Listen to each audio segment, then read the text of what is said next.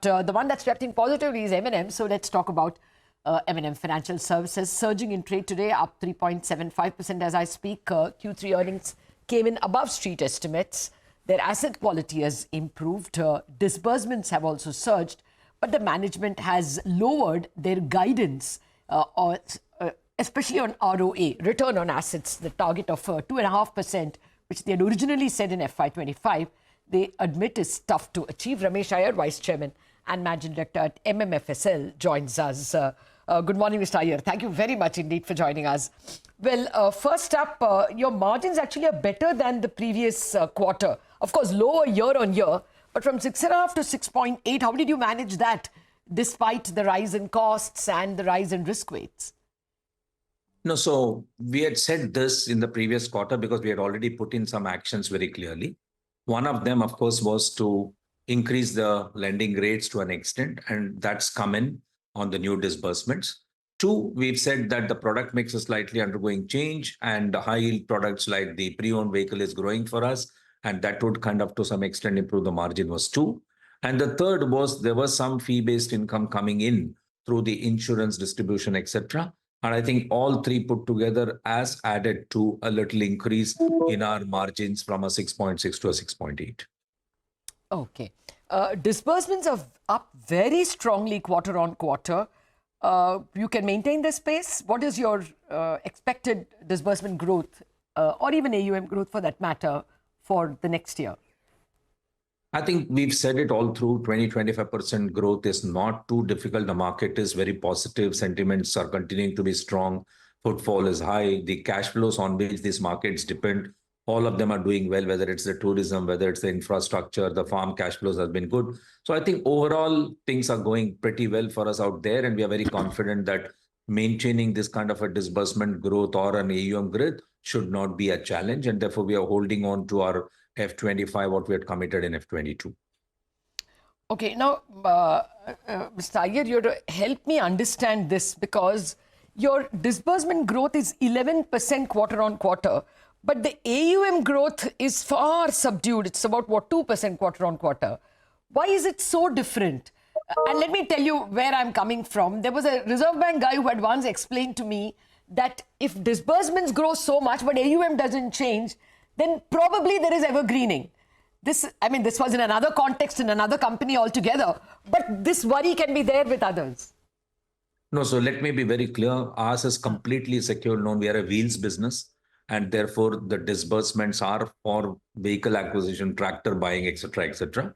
And the rundown of the portfolio is little faster. So if you had the past portfolios which are maturing, they are little larger than, because they will be maturing in 3 years' time, 24 months, especially if you're on a pre-owned car. They are a 18 months, 24 months product. So therefore, the loans maturing are also at a faster pace, and that's why they don't add up to AUM. But as otherwise, there's absolutely nothing else. The disbursements are purely for vehicle and tractor acquisition. And then the rundown of the portfolio, which are maturing, is causing that the disbursements are higher, but AUM aren't. Most helpful because that would clarify, at least answer the skeptics. Okay, now let me come to the other problem that I had. Your profit has surpassed analysts' expectations because you have provided less. Now, your expected credit loss of previous quarters, you have actually written back. How come you have so much confidence? So it's not about confidence, it's about what's the reality, right? I mean, if you see our gross stage 3 numbers, they have come down. They have come down from 4.3 to 4. And the net NPAs, the net stage 3 has gone to 1.2, which was 2.4 the previous. And therefore, you get this natural benefit of it coming down. The second is, if this reducing trend is due to either repossessions or settlements, then you won't see this benefit in the P&L. But they are all purely by collection. And therefore, the account which was in stage 3 through collection, if they move to stage 2 or stage 1, then you get the provision benefits rolled back. I think that's what is causing this, and there's nothing other than that. Okay. So the overall collection efficiencies are pretty good in that market. And you can see month on month, we are putting out that number. We have trend all through the year upward of 95% or so, which is a very, very healthy collection efficiency given the cash flows of rural market. We have always witnessed first half goes through the pressure and the second half brings in the correction. but things seems to be changing because the infra cash flow, the tourism cash flow, which are more stable as compared to farm cash flow, is really helping that. Okay, no, that's good to hear, but I'm not the only person getting a bit of a doubt over this, lower credit cost or lower provisioning. I see that also in a Nomura note. What they point out is that normally you measure provisions, expected credit loss as a percentage of exposure at default, right? ECL divided by EAD. Expected credit loss as a percentage of exposure at default. For you, it is now as low as 3.8. Shriram Finance has kept that at 6.2, which means they are being way more cautious than you.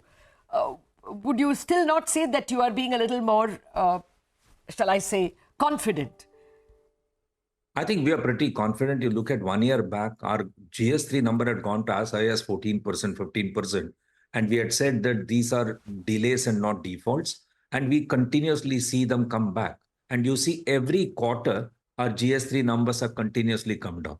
I think the other factor to very clearly see is that the stage 2 numbers are also remain stable or come down, which means the forward flow is not happening, which is another very, very healthy news. Therefore, if you look at between stage 2, stage 3 together, they're sub 10%, which was never historically the number. And 90% of our accounts are in stage 1. Put all of these three things together, I think that speaks volume about the asset quality improvement. Okay, that's very good to hear, absolutely, even for the sector as a whole. If you can see that with, the confidence and even put it in your numbers. While on that matter, just one issue, Ramesh Iyer, you all are not expressing your GNPA in the RBI format. You're using a Ind AS format. If you had used the RBI format, how different would it have been? I think it would be probably 1% higher than where it is. So the 4 would have looked like 5. Okay, the But GNPA again, would look a little high. very important to see that the total provision that is required under the IRAC norms are lower than what we are carrying as an Ind AS provision. That's a reason we don't require to make any additional provision. Okay, got that. Now let me come to the growth that you see, the margins that you will see in the coming quarters. How much will the cost of funds go up, considering that money is still tight and the risk weights are higher? So fortunately, on the liquidity front, no issues. We have sufficient funds available for a company like us, AAA rated. There has been no problem whatsoever. Clearly, yes, the cost of borrowing has moved up. It gone up by another 20 basis points in this quarter. Hopefully, we expect it doesn't go up any further going forward. And we are also resorting to as many products as possible that's available for an NBFC to borrow from. And therefore, we are also managing it well through the mix of funds. And most of our assets also qualify for the PSL borrowing. So therefore, we get some rate benefit if we resort to the PSL borrowing, which we have been doing.